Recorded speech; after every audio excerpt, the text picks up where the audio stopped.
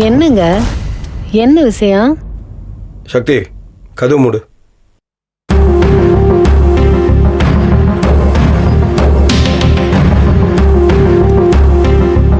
ஜோசியர் வந்திருக்காரு, பாத்தியல்ல? அண்ணனுக்கு ஆயுள் யாகம் பண்ண முடியல, ஏதோ தடை வந்துருச்சு. தடங்கள்லாம் ஒன்றும் தானா வரல, எல்லாத்தையும் பிளான் பண்ணி தான் பண்ணுறாங்க. டேய், கொஞ்சம் சும்மா இருக்கியா? மற்ற கதையை நம்ம பேச வரல, பேச வந்ததை மட்டும் பேசுவோம். நீ அமைதியா இரு, நான் பேசிக்கிறேன். தாரு, இப்போ அண்ணனுக்கு நேரம் ரொம்ப மோசமாக இருக்கு. அதனால அவர் மணி விழா பண்ணணும்னு சொல்லியிருக்காரு. இது மணி விழாவா? இரு நந்தினி, ஒரு நிமிஷம் சொல்லுங்க. வீட்டில் வச்சு சொந்த பந்தங்க எல்லாத்தையும் கூப்பிட்டு அண்ணனுக்கு மணி விழா பண்ணி பூஜை எல்லாமே பண்ணாதான் இந்த தடங்கள் எல்லாம் விலகுமா. அப்போதான் நம்ம குடும்பத்துக்கு நல்லதுன்னு சொல்கிறாரு. தாரு, நீங்கள் போய் ஈஸ்வரி அண்ணிக்கிட்ட பேசுங்க, என்னைக்கு வச்சுக்கலான்னு முடிவெடுத்து சொல்லுங்க. அவ்வளோதானே? முடிஞ்சிருச்சா இல்லை இன்னும் வேற ஏதாவது பாக்கி இருக்கா? இல்லை, ரொம்ப விவரமா பேசுறதா நினச்சிக்கு வந்து பேசுறிய, நல்லா இருக்கு. முதல்ல மணி விழான்னா என்ன சொல்லுங்க முதல்ல.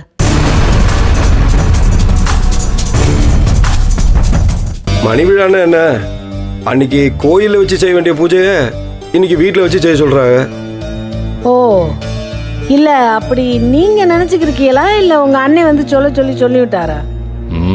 யார் சொன்னா என்ன, செய்யணும், அவ்வளவுதான். முடியாது. என்ன முடியாதுங்கிற? டேய், எங்களுக்கு தெரியாதா? டேய் கதிரு, என்னடா என்ன முடியாதுன்னு சொல்ற? டேய் பேசாம இருடா, பேசாம இரு.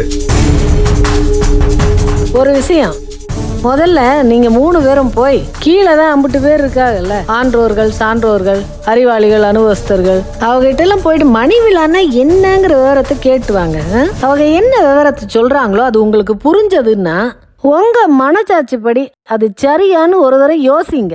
யோசிச்சுட்டு அதுக்கு அப்புறமா அதை செய்யணும்னு நீங்க நினைச்சீங்கன்னா அதன் பிறகு வாங்க பேச பேச வேண்டாம், போலான்னு. டேய் டேய் டேய், இருடா, கொஞ்சம் இருடா. அதான் சொல்லிட்டாங்கல்ல, பேசுவோம். ஆமா, அப்படியே பேசிட்டாலும் கேட்டப்போ. தாருங்க, பேச வந்தா நீங்க பாட்டு என்னென்னமோ பேசிட்டு இருக்கீங்க. ஏன் நீங்க சொல்ல மாட்டீங்களோ? எங்களுக்கு தெரியாது, உங்களுக்கு தெரிஞ்சா சொல்லுங்க, கேட்டுக்கிறோம். நீங்க எங்களை நக்கல் பண்ணிட்டு தான் இருக்கீங்க. இல்லைங்க, தூங்குறவங்களை எழுப்பலாம், தூங்குற மாதிரி நடிக்கிறவங்களை எழுப்ப முடியாதுல்ல. உங்க அண்ணன் என்னோ நல்லா திட்டம் போட்டுதான் எல்லாத்தையும் சொல்லி விட்டுருக்காரு, புரியுதா என்னவோ எனக்கு தெரியல. ஆனா இது வரைக்கும் நாங்க எல்லாம் பொறுத்துக்கு தான் போனோம். இந்த ஒரு விஷயம் முடியாதுங்க, முடியவே முடியாதுங்க. ஏன்? மணி விழான்னா என்ன? முதல்ல 60ஆம் கல்யாணம், புருஷன் கொண்டாட்டி 2 பேரும் ஜோடியா உட்காந்து நாங்க வாழ்ந்த வாழ்க்கை திருப்தியான வாழ்க்கை, இப்படித்தான் வாழணுங்கிறதுக்கு உதாரணமா நாங்க வாழ்ந்திருக்கோம்.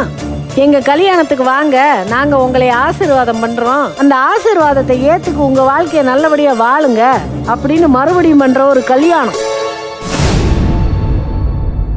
இல்ல, நான் ஒண்ணு கேக்குறேன், உங்க அண்ணன் வாழ்ந்தது ஒரு உதாரண வாழ்க்கையா? முதல்ல உங்க அண்ணனுக்கு பொண்டாட்டினா அர்த்தம் தெரியுமா? போய் கேளுங்க, சொல்லுவாரு. சமைச்சு போட்டு புள்ளைய பெத்து போடுறோம் பொண்டாட்டி வேற என்ன அப்படின்னு கேட்பாரு உங்களையே. அப்படிப்பட்ட தெய்வத்து பக்கத்துல உட்காந்து யாகம் பண்ற அளவுக்கு ஒன்றும் அந்த அம்மா ஒன்றும் தியாகி இல்லை. விட்டுருங்க அவளைய, பாவம் நல்லா இருக்கட்டும். அது என்ன நீங்க சொல்றது? அவங்க சொல்லட்டும். ஏப்பா பொறுப்பா, பேசணும் தானே வந்திருக்க, அப்ப பேசு, இல்ல என்னைய பேச விடு, பாயாத. முதல்ல உங்களுக்கு எல்லாம் ஒரு மனிதாபிமானமே இல்லையா? அவரு சொல்றாருன்னு வந்து நீங்க பேசலாமா? உங்க அண்ணனை பத்தி உங்களுக்கு தெரியாதா? ஏன்பா சக்தி, நீயும் கூட இவங்களோட சேர்ந்துக்கிட்ட? அன்னைக்கு அவ்வளவு பேசுன லெங்க்தா நீங்க எல்லாரும் சேர்ந்து எடுக்கிற முடிவு தப்பு, இது உங்க வாழ்க்கை இல்ல, அவங்க வாழ்க்கை வேற, உங்க வாழ்க்கை வேறன்னு. ஏன் உனக்கு தெரியாத உங்க அண்ணன் வாழ்க்கை எப்படின்னு?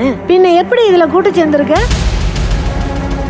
அப்போ உன் மனசுல ஏதோ ஒரு ஓரத்துல ஈஸ்வரி அண்ணி வந்து உட்காந்து சடங்கு பண்ணிக்கிட்டா பரவாயில்ல, வந்தா வரட்டும் அப்படிங்கிற எண்ணம் தானே உனக்கு?